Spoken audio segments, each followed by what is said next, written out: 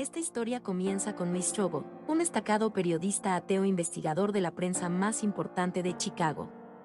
Luego de llevar una vida tranquila y feliz junto con su esposa, tendrá que enfrentarse al mayor reto de su vida cuando una noche, después de obtener un importante premio por su trabajo, sale a celebrar con Leslie, quien está embarazada, y su hija Allison, pero de repente ocurre un imprevisto. Allison se estaba ahogando con un pedazo de comida, y nadie lograba hacer que la niña pudiera respirar. La angustia iba creciendo, mientras su respiración disminuía.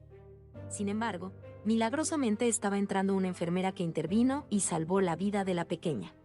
Al día siguiente, Leslie, en agradecimiento por ese gran gesto, le lleva unos dulces a la enfermera, la cual es cristiana y está plenamente segura que fue Jesús quien la llevó hasta allá, ya que ella se dirigía a otro restaurante. A Leslie le llamó mucho la atención oír escuchar de Cristo, así que al día siguiente fue a la iglesia, en busca de una respuesta. Al escuchar el mensaje, se conmueve mucho con la prédica y acepta creer en Jesús como su Señor y Salvador. Así que Leslie empieza a asistir a la iglesia constantemente a pesar de que su esposo no está de acuerdo por no creer en Dios. Pasa el tiempo y no solo Lee pasa todo el tiempo en el trabajo, sino que Leslie no deja de congregarse y dedicar su tiempo a Dios, y como pareja ya casi no se ven. Por ese motivo Lee siente mucha nostalgia al recordar aquellos tiempos que pasaba junto a Leslie. Él cree que ella ha cambiado por culpa de su amor a Cristo, y le molesta mucho lo que Leslie está haciendo. A él le parece que ella está cegada. Por ese motivo decide investigar la vida de Jesús para demostrarle que la fe en Cristo no tiene sentido, y que solo está perdiendo su tiempo. Él está seguro que la narración de la resurrección es más leyenda que historia, y que el cristianismo carece de todo fundamento sólido. Su investigación empieza en Wisconsin. Allí visita a un doctor, experto en la resurrección, el cual le ratifica que 500 personas son testigos de la resurrección de Jesús, ya que existen registros históricos que lo validan, pero Lee igual duda y cree que esa prueba no es suficiente.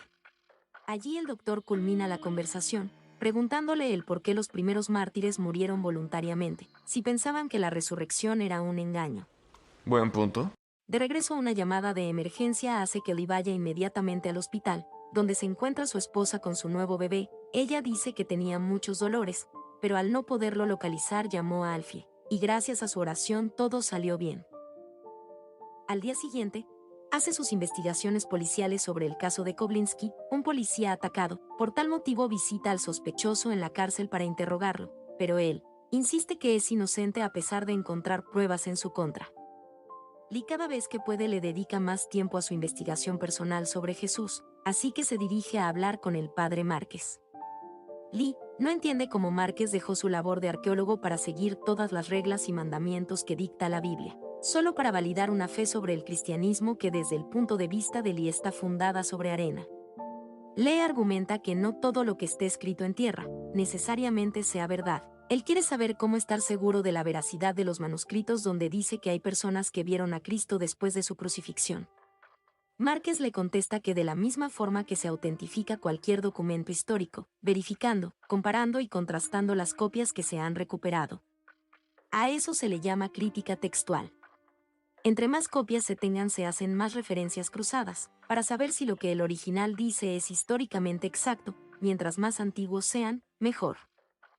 Por ejemplo, la Ilíada. Los griegos la consideraron su Biblia por mucho tiempo. Hoy en día existen 1575 copias del original y fue escrita 800 años antes de Cristo, dando 1100 años entre la copia y el original. Solo existe una copia de manuscritos antiguos que tiene más copias autenticadas que la Ilíada, y es el Nuevo Testamento. Hasta la fecha los arqueólogos han recuperado 5.843 manuscritos griegos del Nuevo Testamento, algo así como 4 veces más de lo que se tiene de la Ilíada. El fragmento más antiguo del Evangelio de Juan se encontró en el Antiguo Egipto, y se remonta al segundo siglo después de Cristo.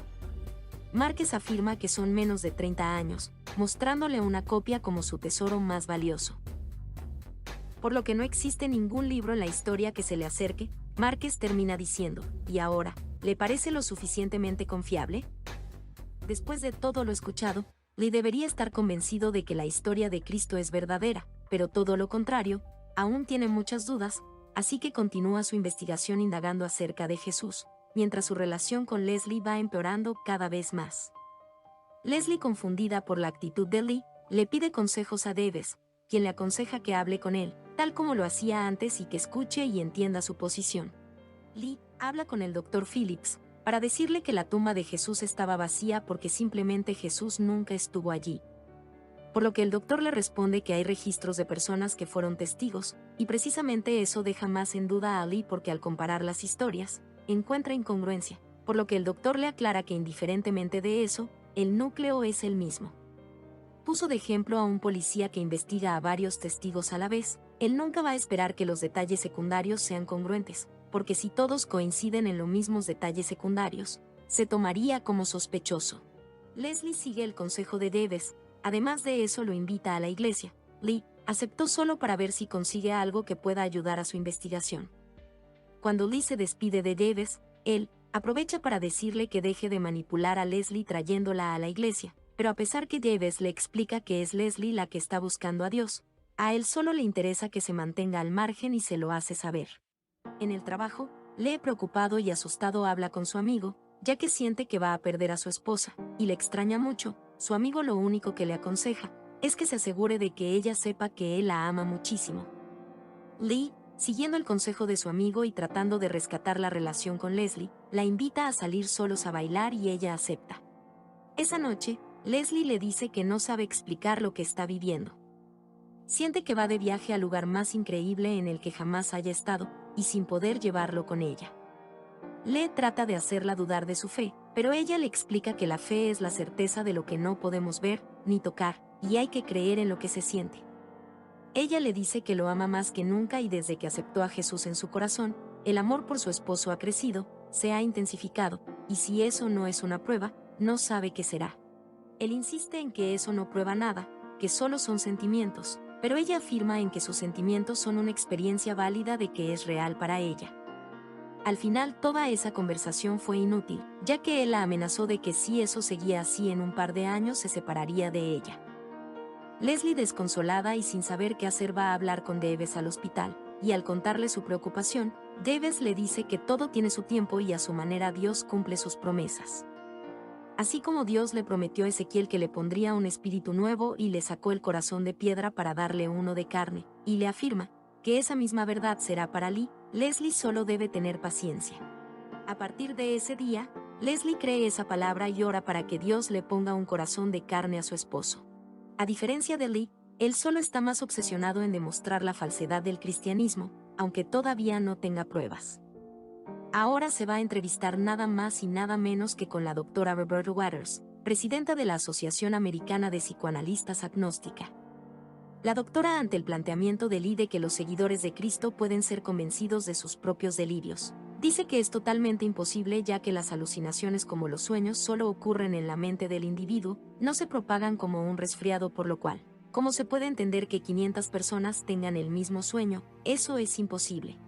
Siguiendo el caso del oficial Koblinski, debido a un reportaje que Lee realizó, al sospechoso lo sentenciaron a 15 años en prisión.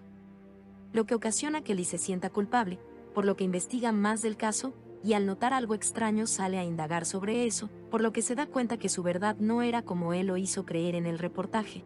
Simplemente fue engañado por el mismo policía, y como Hick es inocente, ahora debe retractarse. Al día siguiente, se entrevista con el Dr. Alexander Matheral, en California, porque quiere refutar el acontecimiento más significativo de la historia humana, alegando que Cristo tal vez no murió en la cruz, tal vez alguien lo bajó de ella o fingió su propia muerte. El doctor entiende su teoría, pero como médico y científico puede asegurarle que esa teoría es pura basura, ya que Jesús fue flagelado antes de su crucifixión y le explica detalladamente cómo fue la muerte de Jesús. Desde los latigazos y golpes hasta su muerte lenta y atroz por asfixia, y eso es algo que es imposible de fingir. Dando como conclusión que la crucifixión de Jesús es uno de los acontecimientos más atestiguados de la civilización antigua. En ese momento es cuando Lee queda consternado, ya que no era lo que esperaba escuchar. Pasados varios días, Lee escucha que Hick fue atacado en la prisión y decide ir a visitarlo al hospital, para decirle que es su culpa por no haber visto la verdad. Hick solo le hace recordar que fue el mismo Lee quien no quiso ver esa verdad. Por lo que Lee se conmueve. Confundido y desorientado, comienza de nuevo a revisar todos los archivos que tiene sobre la investigación de la crucifixión. hasta recordar lo que el padre Márquez le dijo del por qué Jesús murió. Es muy sencillo. Por amor. Enseguida va en busca de Leslie y se sincera con ella. Le cuenta del pánico que sintió cuando se volvió cristiana y decidió probarle que todo eso era un engaño. Pero al final no pudo porque las pruebas a favor de su fe fueron más abrumadoras de lo que él había podido imaginar. Así que le dice que cree en Jesús y ella, llena de alegría, le dice que creer y recibir es convertirse. Así que ella le enseña cómo hablar con Dios y abrirle su corazón. Quiero lo que está por venir. Así que hagámoslo. 3 meses después, se entera que Hicks se recuperó y salió del hospital y se fue a vivir a otro condado. Lee le propone a su jefe escribir un artículo en primera persona sobre el viaje de un hombre del escepticismo a la fe. A su jefe no le parece y le dice rotundamente que lo olvide. Al llegar a casa y contarle a Leslie que el artículo no fue aceptado, a ella se le ocurre que entonces escriba un libro, por lo cual a Lee le parece maravilloso y comienza a redactar el libro llamado El caso de Cristo por Lee Patrick Strobel, el cual llegó a ser uno de los libros más vendidos internacionalmente, el primero de una serie que hoy tiene más de 14 millones de copias impresas en todo el mundo. A los años Lee dejó el periodismo para ser el pastor de la misma iglesia comunitaria donde Leslie lo llevó cuando era un escéptico. Desde la publicación del libro, Lee ha escrito más de 20 libros y ha viajado por todo el mundo, compartiendo su historia del ateísmo a la fe. Sus hijos, al vivir la historia de su padre, siguieron sus pasos. La pequeña Allison es ahora la autora de 6 novelas que guían a la gente hacia Dios. Este es el resumen de una película cristiana basada en hechos reales, llamado El caso de Cristo. Dale clic aquí y no te pierdas de la siguiente historia.